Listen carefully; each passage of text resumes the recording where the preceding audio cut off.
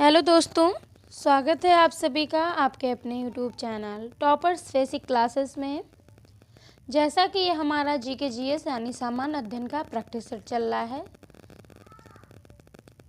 तो उसी को आगे बढ़ाते हुए आज अपने नए प्रैक्टिस सेट के साथ आए हैं।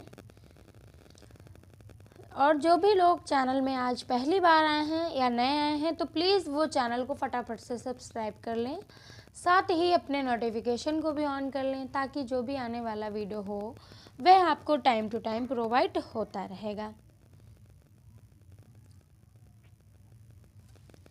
चलिए स्टार्ट करते हैं आज के अपने प्रैक्टिस सेट के पहले क्वेश्चन को। देखिए, क्वेश्चन है हमारा, निम्नलिखित पर विचार कीजिए। निम्नलिखित पर विचार कीजिए। तो आइए देखते हैं। देखिए, इनमें हमें विचार करना है। फिर हमें जो क्वेश्चन हमसे किस टाइप से पूछा गया, उपरोक्त में से कौन प्रमुख ग्रीन हाउस गैस मीथेन के स्रोत हैं।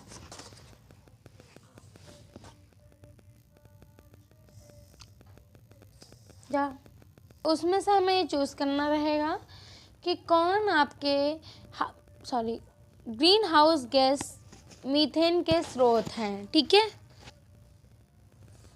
तो देखिए धान के खेत जो हैं वे, ठीक है, वे भी हैं। सेकंड हमारे कोयले के खदान, जो कोयले की खदानें होती हैं, ठीक है, वे भी आपके मीथेन के स्रोत हैं।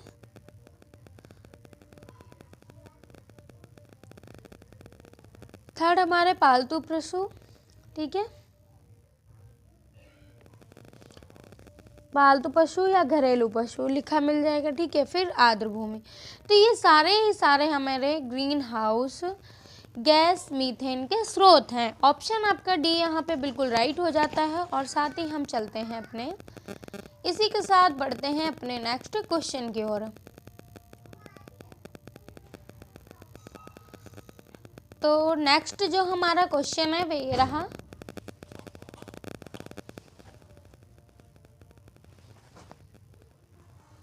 नेक्स्ट हमारा जो क्वेश्चन है वह ये रहा, जैव ऑक्सीजन मांग बीओडी किसके लिए एक मानक मापदंड है।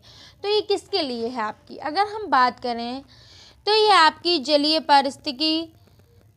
पारिस्थितिक तंत्रों में प्रदूषण के मापन के लिए है। ठीक है, तो ऑप्शन आपका सी यहाँ बिल्कुल राइट हो जाता है। इसी के साथ चलते हैं हम अपने नेक्स्ट क्वेश्चन की ओर। तो नेक्स्ट हमारा जो क्वेश्चन है वह ये रहा, प्रत्येक वर्ष दिए जाने वाले इंदिरा गांधी पर्यावरण पुरस्कार का आधार होता है। तो इसका आधार क्या होता है, ये आपसे पूछा गया है। तो ये आपके पर्यावरण के क्षेत्र में सार्थक योगदान के लिए दिया जाता है। ऑप्शन आपका यहाँ पे ए राइट हो जाता है। और ये इसकी अगर हम बात करें तो इसकी जो शुरुआत है वह आपकी 1987 में हुई थी। ठीक है, चलिए इसी के साथ चलते हैं हम अपने नेक्स्ट क्वेश्चन की ओर। तो नेक्स्ट हमारा जो क्वेश्चन है वह ये रहा, सूची फर्स्ट को सूची सेकंड से सम्मिलित कीजिए तथा नीचे दिए गए कोड की सहायता से सही उत्तर चुनिए। ठीक है, तो नीचे दिए गए हमें इनमें से सही उत्तर चुनना है। ठीक है, कोड से आप अपना, हमें जो एक हमारा सही है, दो सही है, इसी तरह से आइए देखते हैं। देखिए, एक तरफ हमारे प्रदूषक दिए हैं, दूसरी तरफ हमारे प्रभाव दिए हैं। ठीक है, चलिए आज देखते हैं। देखिए, कार्बन मोनोऑक्साइड जो है आपकी, ये लीवर एवं किडनी को क्षति है। ठीक है, सेकंड है हमारा नाइट्रोस ऑक्साइड, तो ये आपका कैंसर। ठीक है, से थर्ड है हमारा धूलकण। तो धूलकण ये श्वास संबंधी रोग होता है, ठीक है। इससे जो धूल वगैरह नहीं तो उनको यहाँ फेफड़ों में दिक्कत हो जाती है। फिर हमारा जो शीशा है, तो शीशा आपका केंद्रीय नर्वस सिस्टम को दिक्कत करता है, ठीक है। तो देखिए ऑप्शन आपका सी यहाँ पे बिल्कुल राइट हो जाता है। और हम चलते हैं इसी के साथ अपने नेक्स्ट क्वेश्चन की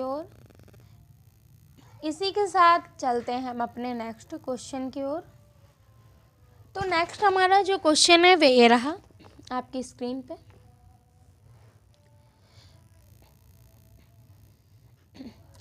वेसल सेकंड के 3 स्तंभ कौन से हैं? तो ये आपके जो स्तंभ हैं ये कौन से हैं? ये न्यूनतम पूंजी आवश्यकता, पारवेशी, समीक्षा बाजार और बाजार अनुशासन, ठीक है। तो ये तीनों हैं आपके ऑप्शन। आपका डी यहाँ पे बिल्कुल राइट हो जाता है।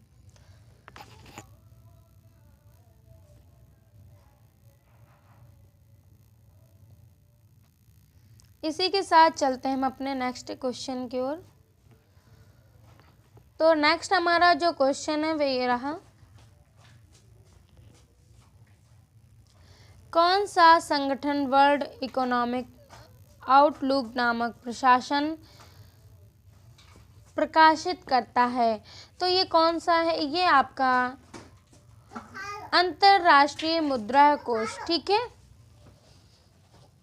अंतरराष्ट्रीय मुद्रा कोष ऑप्शन आपका बी यहाँ पे बिल्कुल राइट हो जाता है, ठीक है। ये जो हमें ए नंबर में दिया है विश्व आर्थिक फेमस, तो ये वैश्विक प्रतिस्पर्धा रिपोर्ट जारी करता है, ठीक है। और विश्व बैंक तो ये विश्व विकार रिपोर्ट जारी करता है। इसी के साथ चलते हैं हम अपने नेक्स्ट क्वेश्चन की ओर। तो क्वेश्चन है नेक्स्ट हमारा क्वेश्चन है अतरंजी खेड़ा उत्तर प्रदेश के किस जिले में स्थित है? बहुत अच्छा आपका क्वेश्चन है और बार बार परीक्षाओं में पूछा जाता है आपका, ठीक है।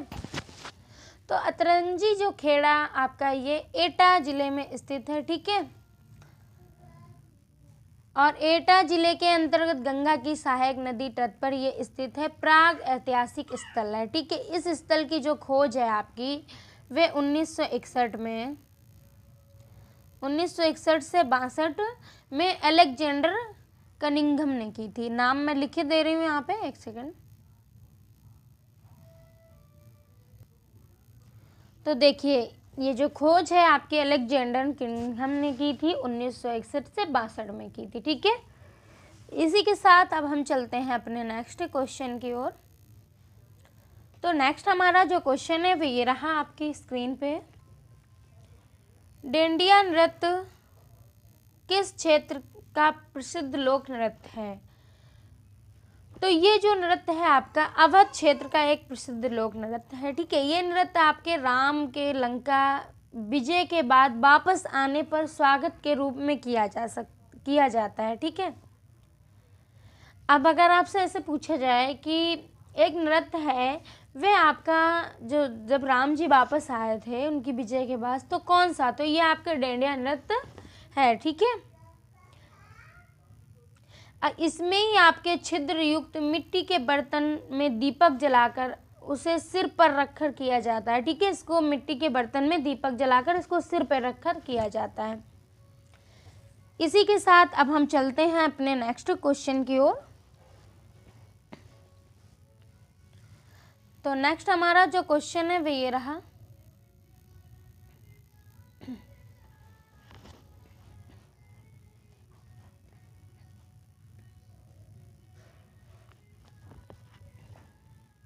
क्वेश्चन है हमारा बेतवा नदी उत्तर प्रदेश के किस जनपद से नहीं गुजरती है? अच्छा क्वेश्चन है आपका। बेतवा नदी आपके किस जनपद से होकर नहीं गुजरती? तो ये महोबा से होकर नहीं गुजरती, बाकी आपके झांसी से भी होकर गुजरती, हमीरपुर से भी, औरैया से भी, ठीक है।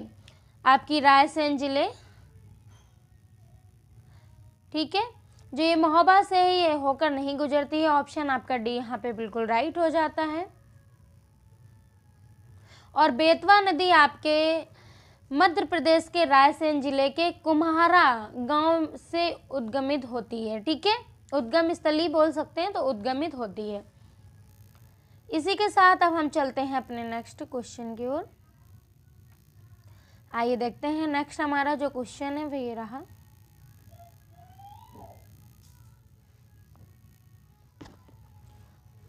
तो नेक्स्ट हमारा जो क्वेश्चन है वो ये रहा। उत्तर प्रदेश में एलिफेंट रिजर्व की स्थापना कब की गई? बहुत अच्छा आपका क्वेश्चन है। तो ये स्थापना आपकी 2009 में की गई थी। कब की गई थी? 2009 में की गई थी। प्रोजेक्ट एलिफेंट के अंतर्गत आपके जो उत्तर प्रदेश का पहला एलिफेंट रिजर्व जो है वे आपके सहारनपुर और बिजनौर जिले में स्थित है। ठीक है, शिवालिक क्षेत्र में स्थित है। आदि सूचित किया जाता है कि इसके अंतर्गत आपके कुल 744 वर्ग किलोमीटर क्षेत्र है ये। ठीक है, और उत्तर प्रदेश में हाथी आपके तराई एवं शिवालिक गिरपदों में पाए जाते हैं। ठीक है, तो इसी के साथ अब हम चलते हैं अपने नेक्स्ट क्वेश्चन की ओर। देखिए नेक्स्ट हमारा जो क्वेश्चन है वह रहा। बहुत अच्छा आपका क्वेश्चन है। सूची फर्स्ट को एवं सूची सेकंड को सम्मिलित कीजिए और नीचे दिए गए कुछ से सही उत्तर चुनिए। ठीक है, सही उत्तर दीजिए, चुनिए। बात हमसे की है, वो क्वेश्चन पूछ रहा है, हमें उसका उत्तर देना है। अब उसको किसी भी टाइप से घुमा के दिया जाए, लेकिन हमें क्या ध्यान किस पे देना है कि हमारा उत्तर कहाँ पे। आइए देखते हैं। एक तरफ हमारे जिला दिए गए हैं सूची फर्स्ट में, सेकंड तरफ दूसरे तरफ हमारे निर्यात की जाने वाली वस्तुएं दी गई। ठीक है, आयात निर्यात नहीं होता। देखिए हाथरस आपके अगर हम बात करें तो हाथरस में आपके कांच एवं मिट्टी के मनके। ठीक है, बरेली में आपके अगर हम बात करें तो जरदोजी ओडीओपी के तहत है। जिन लोगों ने नहीं पढ़ा है तो अपना ओडीओपी। ठीक है, फतेहपुर में आपके अगर बात करें तो आलू के उत्पादक। ठीक है, और चंदौली में आपके चावल। तो आइए देखते हैं कौन सा हमारा विकल्प यहाँ पे मैच हुआ है। देखिए ऑप्शन सी आपका यहाँ पे बिल्कुल राइट हो जाता है। और हम इसी के साथ चलते हैं हम अपने नेक्स्ट क्वेश्चन की ओर।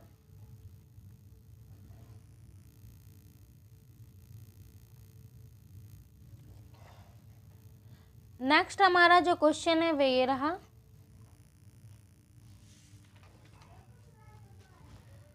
उत्तर प्रदेश में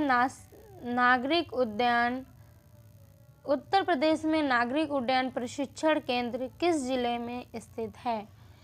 ये अच्छा क्वेश्चन है, काफ़ी इम्पोर्टेंट, बहुत बार परीक्षाओं में आपके पूछा भी गया है। तो ये जो है ये आपका प्रयागराज में स्थित है। ठीक है, कहाँ पे स्थित है? प्रयागराज में, प्रयागराज के बमरौली में स्थित है। ठीक है, और आगरा में आपके पैराशूट प्रशिक्षण केंद्र स्थित है। गोरखपुर में आपके वायुसेना हवाई अड्डा स्थित है। ठीक है, इसी के साथ अब हम चलते हैं अपने नेक्स्ट क्वेश्चन की ओर।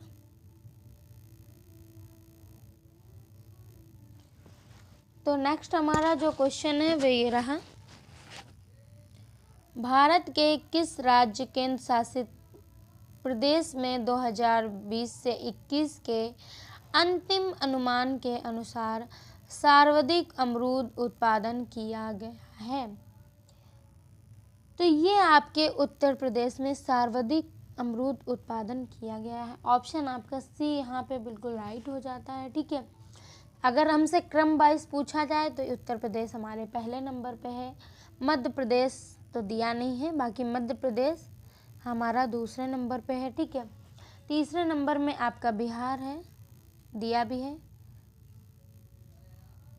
ठीक है, थर्ड नंबर पे। और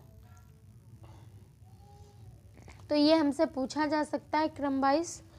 चलिए अब हम चलते हैं इसी के साथ अपने नेक्स्ट क्वेश्चन की ओर। तो ये रहा हमारा नेक्स्ट क्वेश्चन। सूची फर्स्ट को सूची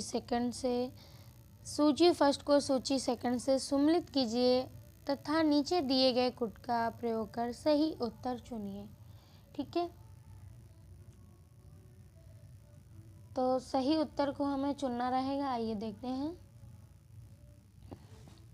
देखिए, गन्ना आपकी जो फसल, एक तरफ हमें फसल दी गई है, दूसरी तरफ राज्य दिए हैं कि कौन सा फसल जो है आपका किस राज्य में रिलेटेड है। ठीक है, तो गन्ना आपके उत्तर प्रदेश में उत्पादन है। ठीक है, रबर आपका केरल में है, मतलब इसकी उत्पादकता केरल में है।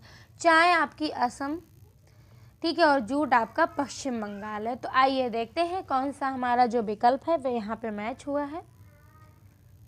देखिए, तो इस अकॉर्डिंग आपका ऑप्शन डी यहाँ पे बिल्कुल राइट हो जाता है। और हम इसी के साथ चलते हैं अपने नेक्स्ट क्वेश्चन की ओर।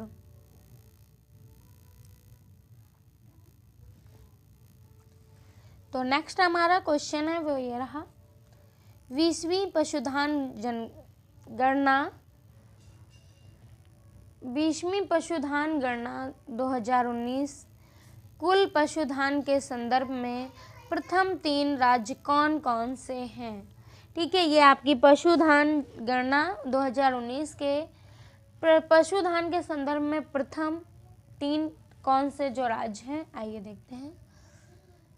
तो ये आपके पहला तो उत्तर प्रदेश है, दूसरा हमारा राजस्थान है, तीसरा हमारा मध्य प्रदेश है। तो इस अकॉर्डिंग ऑप्शन आपका ए यहाँ पे बिल्कुल राइट हो जाता है। ठीक है, उत्तर प्रदेश हमारा प्रथम है, राजस्थान हमारा द्वितीय है और मध्य प्रदेश हमारा तृतीय है। ठीक है,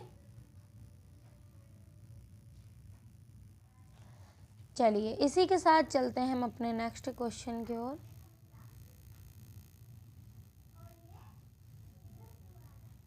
एक मिनट वेट करिए। तो नेक्स्ट हमारा जो क्वेश्चन है वही रहा, 20वीं पशुधन गणना। देखिए, अभी हमने इस क्वेश्चन को किया, अब हमको विस्तृत दिया है। 2019 के संदर्भ में निम्नलिखित में से कौन सा कथन सही है या कौन से हमारे कथन सही हैं, आइए देखते हैं।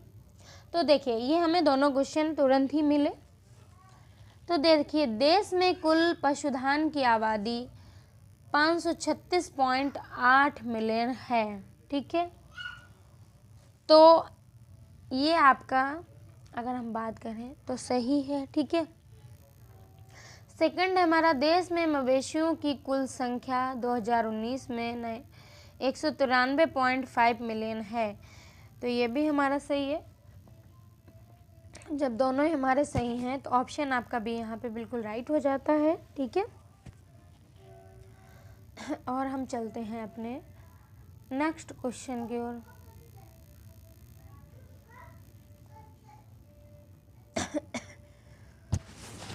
तो नेक्स्ट हमारा जो क्वेश्चन है वही रहा, गन्ना फसल के संदर्भ में निम्नलिखित कथनों में से कौन सा कथन आपका सही है या कौन से सही है। ठीक है, आइए देखते हैं।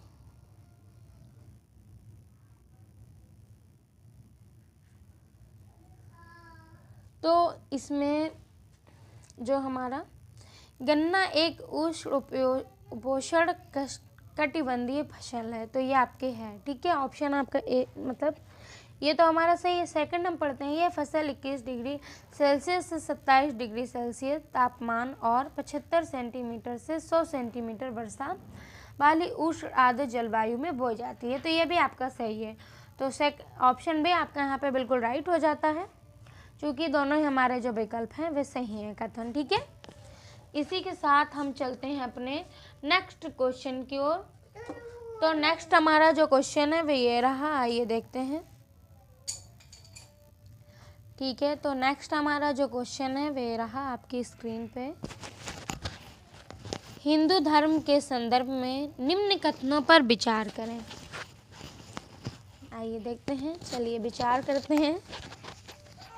हिंदू धर्म का संस्थापक शंकराचार्य को माना जाता है, तो ये तो आपका गलत है। ठीक है, इनके कोई संस्थापक नहीं है। अगर हम बात करें, अगर हमसे पूछा जाए, देखिए ये तो हमारा गलत है, अब ये क्यों गलत है, तो शंकराचार्य को हिंदू धर्म का संस्थापक माना जाता है। तो इस हिंदू धर्म के किसी को भी मतलब कोई जिसका कोई संस्थापक नहीं है अगर हम बात करें, ठीक है। इसका जो विकास है 5000 आपके कितने 5000 वर्षों से अधिक अनेकानेक धार्मिक सांस्कृतिक आंदोलनों में सम्मिलित एवं समाहार है आपका, ठीक है। सेकंड हमारा, ये पुनर्जन्म और अवतार में विश्वास करते हैं। ये पुनर्जन्म और अवतार में विश्वास रखते हैं, तो जी हाँ ये तो है। सेकंड है हमारा, इसके अनुसार जीवन का अंतिम लक्ष्य मोक्ष है, ठीक है। तो ये भी सही है। तो ऑप्शन आपका अगर हम बात करें सी यहाँ पे बिल्कुल राइट हो जाएगा, ठीक है। इसी के साथ चलते हैं हम अपने नेक्स्ट क्वेश्चन की ओर। तो नेक्स्ट हमारा जो क्वेश्चन है वो ये रहा, निम्नलिखित में कौन सा कथन आपका असत्य है। निम्नलिखित में कौन सा कथन आपका असत्य है, आइए देखते हैं। तो जो हमारा कथन असत्य है, पाल शैली के चित्र केवल हीनयान बौद्ध धर्म को समर्पित हैं। तो ये हमारा जो कथन है वह आपका असत्य है, ठीक है। बाकी आपके सही है। पाल शैली का उद्भव 9वीं शताब्दी से 12वीं शताब्दी के मध्य पाल वंश के संदिग्ध में हुआ था। पाल शैली की विषय वस्तु बौद्ध धर्म से प्रभावित है, ठीक है। पाल शैली के प्रारंभिक चित्र ताड़ पत्रों पर बनाए गए थे, ठीक है। तो जो ये आपका दिया है कि हीनयान बौद्ध धर्म से समर्पित है, ये नहीं है आपका, ठीक है। चलिए इसी के साथ अब हम चलते हैं अपने नेक्स्ट क्वेश्चन की ओर।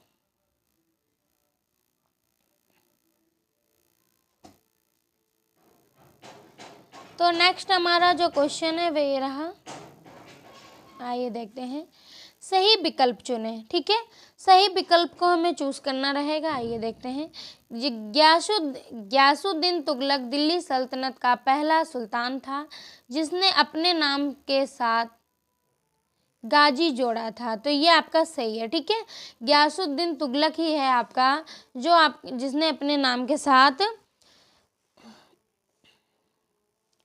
ठीक है, अपने नाम के साथ गाजी जोड़ा था। इसका जो शासन काल है वह कब से कब तक रहा, तो 1330 से 1325 तक। मैं इस साइड लिखे दी 1330 से 1325 20 से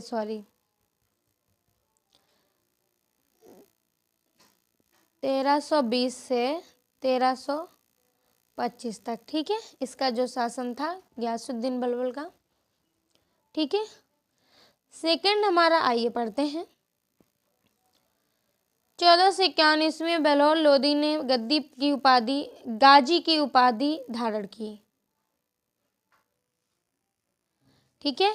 तो इन्होंने गाजी की उपाधि धारण की थी जो कि आपकी 1451 में, ठीक है। इनका शासन आपका 1451 हमें दिया है और 1400 से 1400 से 1489 तक रहा है, ठीक है।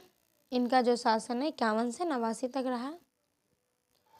थर्ड है हमारा 17 मार्च 1527 को खानवा के युद्ध के बाद बाबर ने गाजी की उपाधि धारण की थी। तो ये भी हमारा सही है, ठीक है। तो ऑप्शन आपका डी यहाँ पे बिल्कुल राइट हो जाता है, ठीक है। तो आज के लिए इतना ही। कल फिर मिलते हैं एक नए प्रैक्टिस सेट के साथ और आप सभी लोग जुड़े रहें टॉपर्स बेसिक क्लासेस के साथ। क्लास आपको पसंद आए तो चैनल को शेयर करें, सब्सक्राइब करें और कमेंट में मुझे ज़रूर बताएं।